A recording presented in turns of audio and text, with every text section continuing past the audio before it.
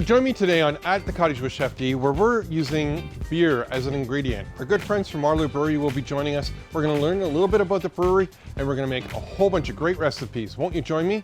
We might even do one of my favorites, nachos.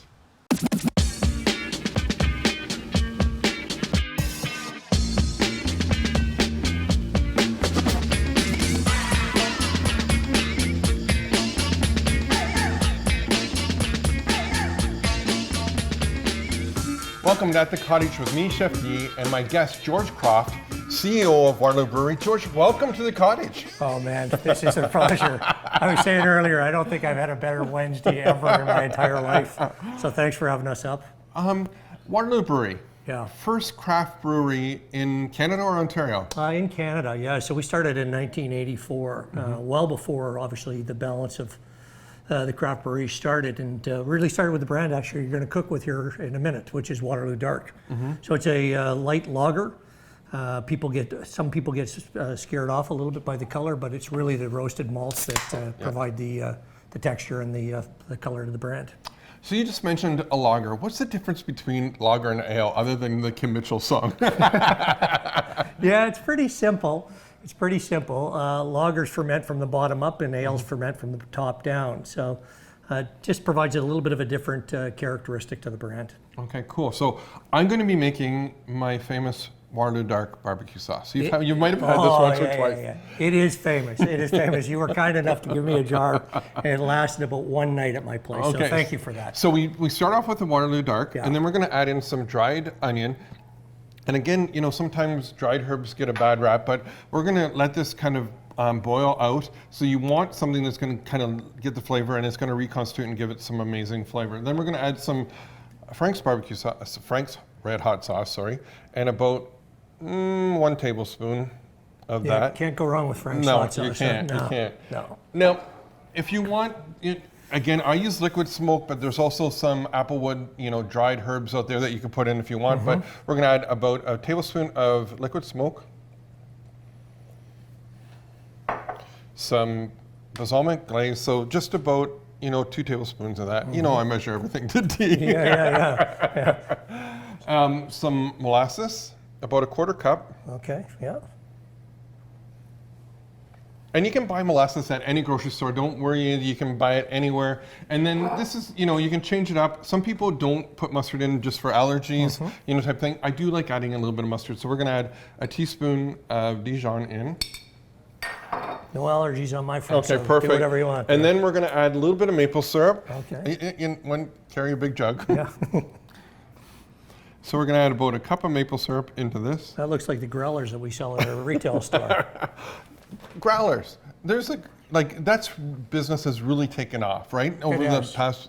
And why do you think that is? Like fresher or? I think fresher is one of the things. I think it's a combination of people like fresh and people like sociability. So the growler is a little bit more, if you will, like a wine experience, which is you fill it up, you are able to serve your guests out of the same serving vessel, and people like the variety.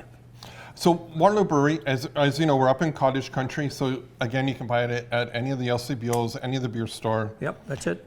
And the brands that you have, we're talking about the dark, but you also have an amber. Yeah, we do. We have an amber. We've got our grapefruit rattler, which sells fantastically well in the summertime. Point of difference for us is really it's made with natural fruit juice versus artificial flavorings. And we've just launched our craft lager this year to celebrate our 35th anniversary. I know, I really like your craft lager. It's a fantastic liquid, and probably a good entry point for people that are, just wanting to get into craft beer. It's easy, drinkable brand, and great with all sorts of food. Okay, so we're just going to give this a quick stir, and then I'm going to put this on the stove behind you, and we're going to simmer it. In real time, probably I would do this for about an hour, just for all those flavors to come together. And then we're going to mix it into a bunch of different recipes. So on that goes. Nothing like having an eight burner range right behind you, you know? Fantastic, yeah. Just like at home. So I have some butter melted here now, Yeah. and this is clarified butter as we talked earlier. Yeah. We take the milk solids out, you just kind of get the oil left with it, which is a great flavor. That's what we're looking for. Yeah. So I'm just warming up just for a second because when I hit the onions, I want it to sizzle. I want the sweetness of the onions to come out. So we're going to take about 4 cloves of garlic. There's another thing you can never get enough of. No, you're right. You know, Garlic is fantastic. Exactly. Yeah. And if you layer the flavor, and the other thing with cooking with garlic or frying with garlic is you might want, always want to have the onions in with it or leeks or whatever else, because if you just put the garlic in by itself, there's lots of sugar in it. It can burn really quickly. Okay. Not that there's a lot of, there's much more worse things in this world than burnt garlic, but it's not a good thing. Okay. Good. So we're going to take some fresh green onions, pop those in. Just start hearing the sizzle now. So we're going to probably put about 2 cups worth of onions in to about 4 cloves of garlic. I'm just going to chop this up just a little bit finer.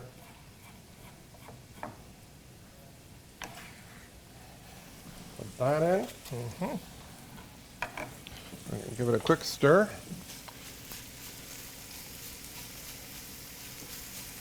And what we're just doing is kind of sweating the onions down. It's not going to take very long because these, again, with green onions and spring onions and, just as the onions, everyth's a little bit later this year because of all the rains we had. Summer, and exactly. Yep. So they're coming in, and so this takes very little time. So I'm going to get you to stir that. Well, I'm going to cut up some roasted peppers.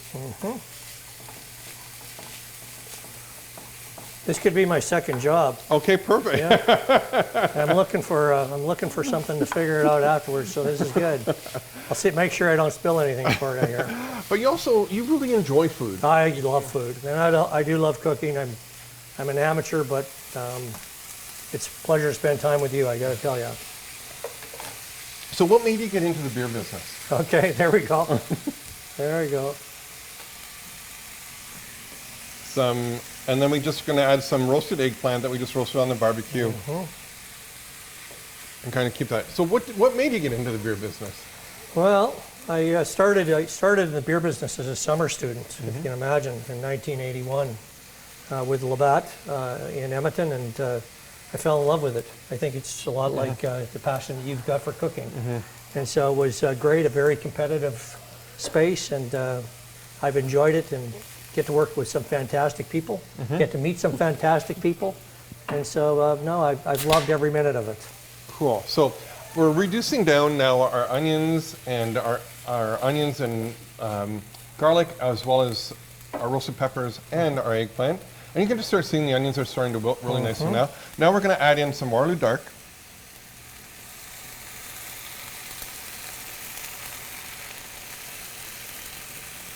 So that would be the difference, Chef, when I'm cooking with you. One for the frying pan and one for me usually, but we won't do that. So now this is going to be our bean dish, okay? Okay, yeah. So we put the Waterloo Dark in, you got all these great flavors happening. Now we're going to add in a 5-blend bean mixture. You can use any canned, blend, or if you want to soak them yourselves, you can do that, and away we go. So we're going to put these in. It smells delicious. And just get those stirred in with all of the rest of that stuff, yeah? Okay. And now because they do have a fair amount of salt in them, George, I'm not going to add any extra salt.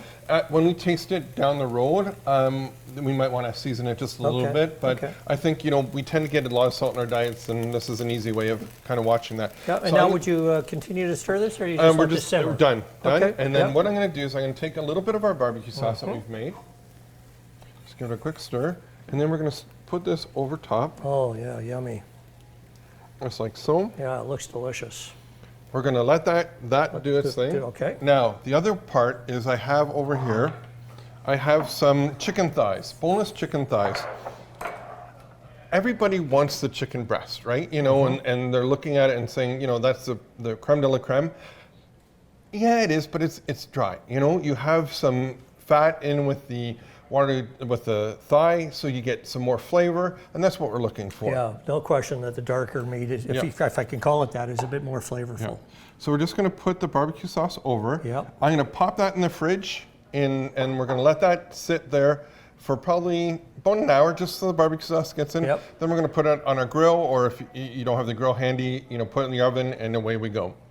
Excellent. Looks delicious. Okay, I want to bring one more beer out while we're talking here. The Amber. Actually, my favorite. Okay. Yeah, my favorite. So, Amber, is this a lager or an ale? It is a lager, Okay. but made with a different style hop. Okay. And then this also has a little bit more alcohol to it. It does. So it's interesting. When I challenged the brewers to make a great tasting amber, I didn't start with any direction with regards to alcohol. A lot like food.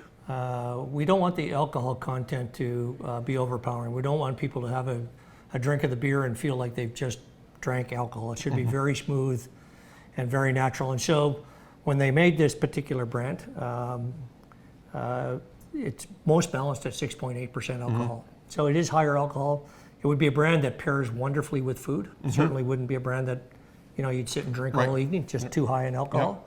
But it's fantastically balanced, and we use some wood chips to give it a unique flavor. Perfect. Well, we're going to use that in a recipe in just a minute. So when we come back, we're going to be doing a whole bunch more. And George is going to join us at the end to taste everything, make sure everything works out really well. Won't you join me? Yeah, fantastic.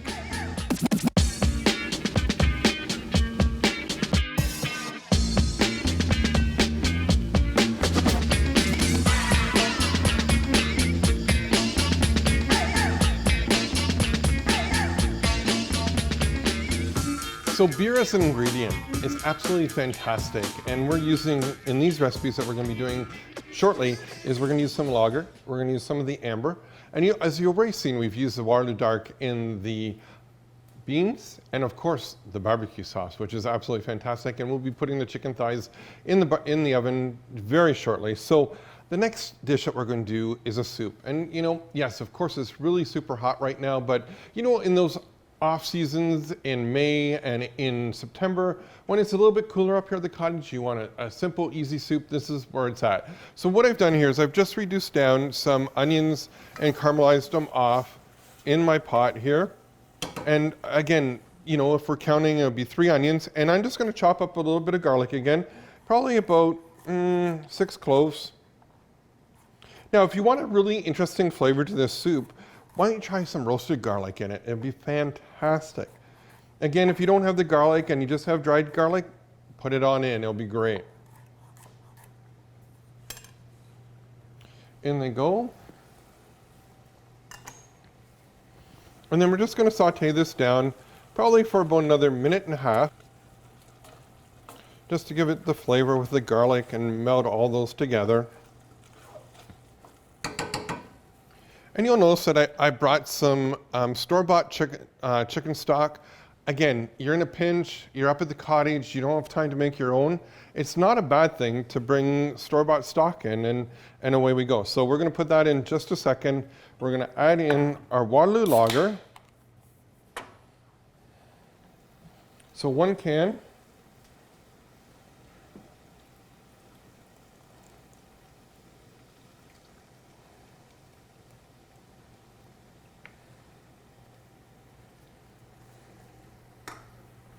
And then we're going to add in our chicken stock. So this is just under 1 liter. It's going to make it easy.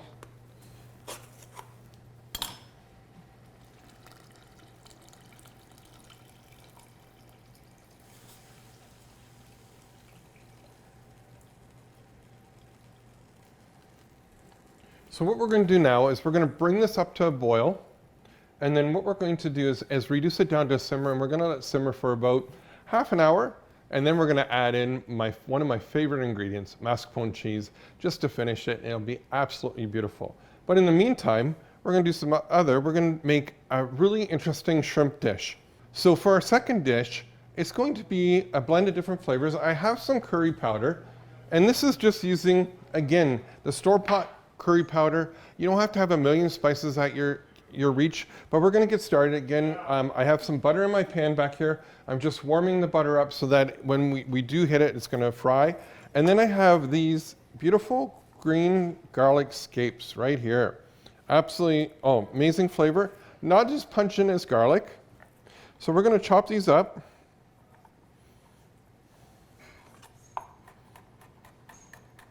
Just a nice little cut. We're going to use 2 scapes. Again, if you don't have the garlic scape, you can use just some fresh garlic in this and it'll be perfect for you. Let's give it a quick cut here. Finish chopping it all up.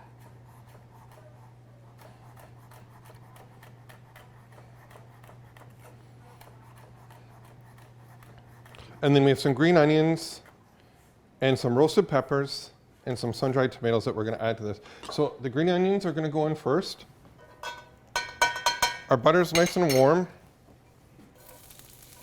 So we're going to add in about a cup of green onions to about half a cup of sun-dried tomatoes. And of course, our garlic scapes.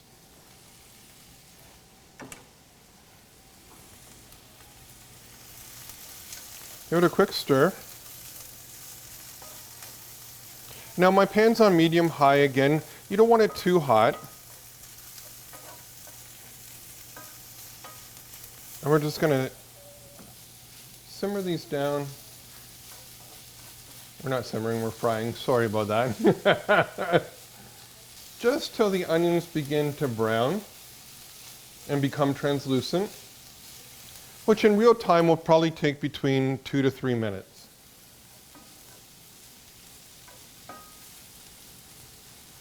What we're achieving here is we're going to start layering our flavors. So, you know, the onions and sun-dried tomatoes and all that great flavor starting to come out.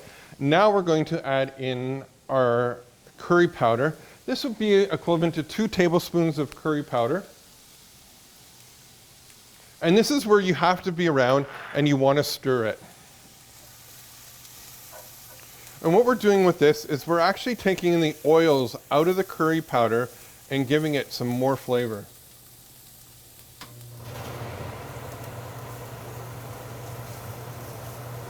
Again, just keep stirring it. You'll see that a little bit of it sticks to the bottom of the pan. That's not a bad thing.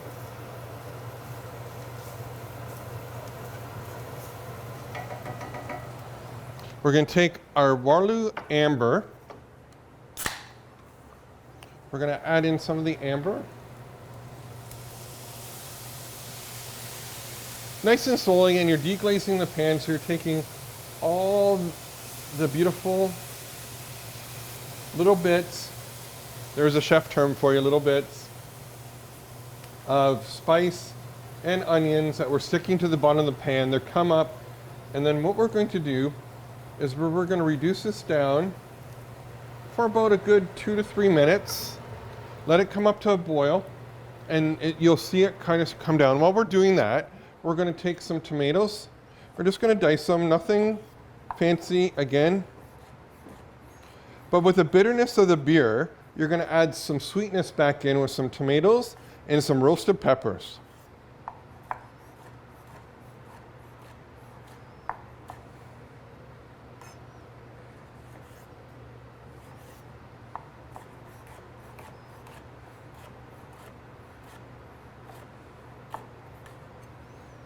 So we're going to take 3 tomatoes.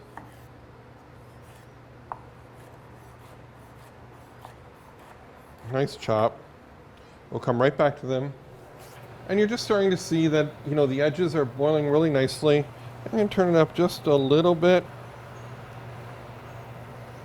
Let that boil down. Almost to half.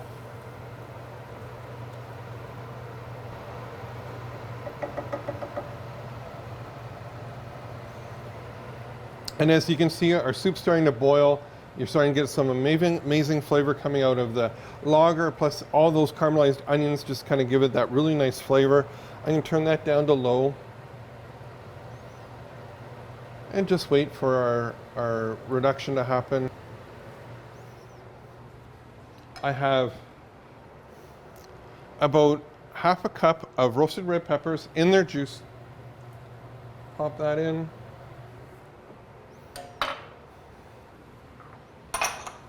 At this point, we're going to add a little bit of seasoning, so salt and pepper.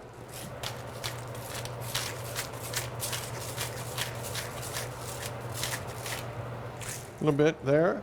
A little bit of pepper.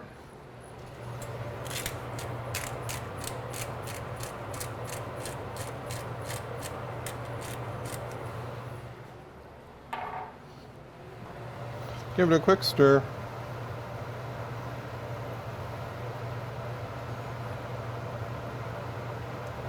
Oh, it's starting to reduce down really nicely. Lots of great flavor and aromas here. One day, smell-o-vision, one day. And then I'm going to add in our tomatoes.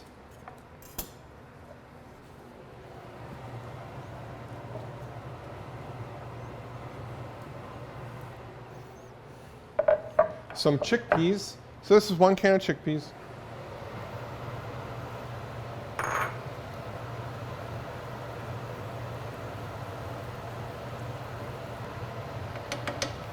I can turn my heat down to medium.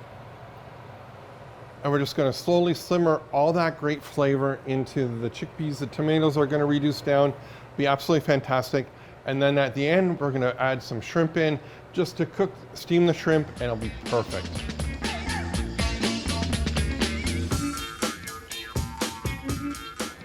The ultimate nacho is going to wait just a second, but our chicken has been marinated, our chicken thighs in the homemade barbecue sauce. We're going to pop them into the pan. Now, again, if you're outside and you want to do this on the grill, you know, medium high, more medium than high, just so that, you know, because you have a fair bit of sugar in with the barbecue sauce, you don't want it to burn. So medium's much better. Preheat your barbecue to medium, which will probably be about 300 to 350 degrees. I'm sorry, I don't know Celsius, but Fahrenheit, I'm old school. That's where you want to go. We're going to pop it in the oven now. It's going to cook for about 12 to 13 minutes. You just want to make sure the internal temperature, 180 degrees, and you'll be good to go. So in it goes.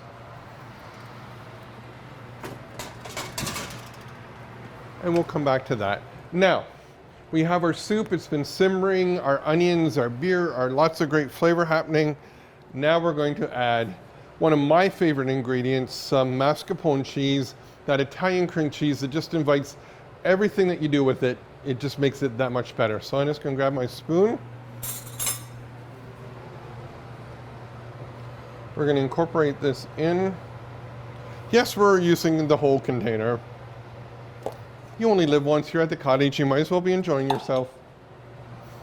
We're going to grab our hand blender. Well, it's on the stove.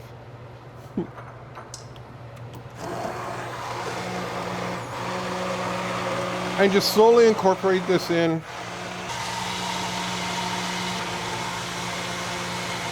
And this takes about 1 to 2 minutes.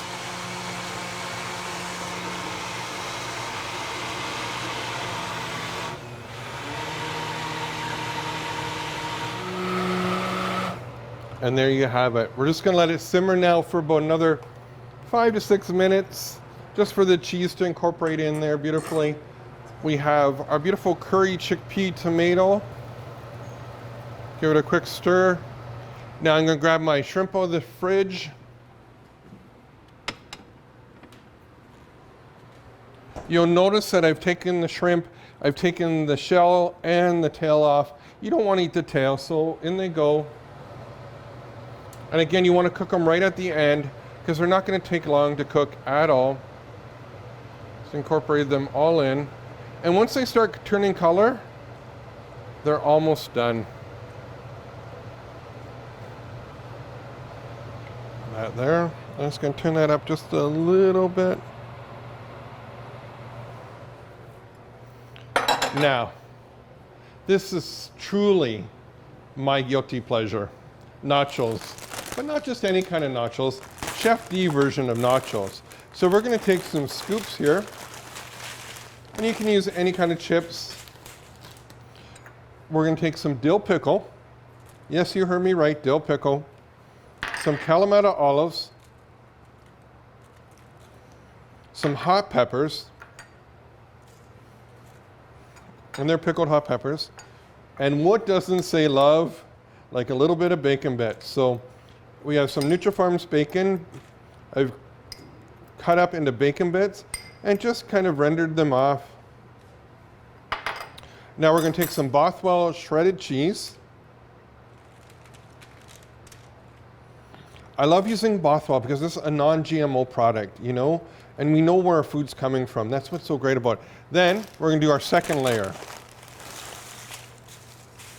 Again, spread them out.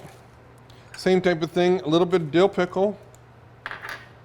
I know you're thinking I've lost my spiky haired mind. I haven't, you're gonna love this. Some Kalamata olives, some more hot peppers, some more bacon. Somebody's gonna get a big piece of bacon there. And again, finish it with our cheese. And we're gonna wash this down with some Waterloo grapefruit radler. Oh, it's gonna be so good. We're gonna pop this in the oven, 400 degrees. We're gonna bake it for about 5 to 7 minutes, and just until the cheese melts. If you like the cheese a little bit darker, go a little bit longer, and it'll be perfect for you. So in that goes. Our chicken's doing its thing. Our shrimp's doing its thing. We're gonna taste our soup.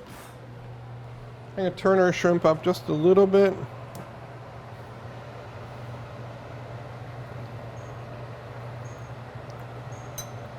Wow, that is so good. Finish up our shrimp. I'll have George come back. We'll talk a little bit. We'll share some food. Won't you join me?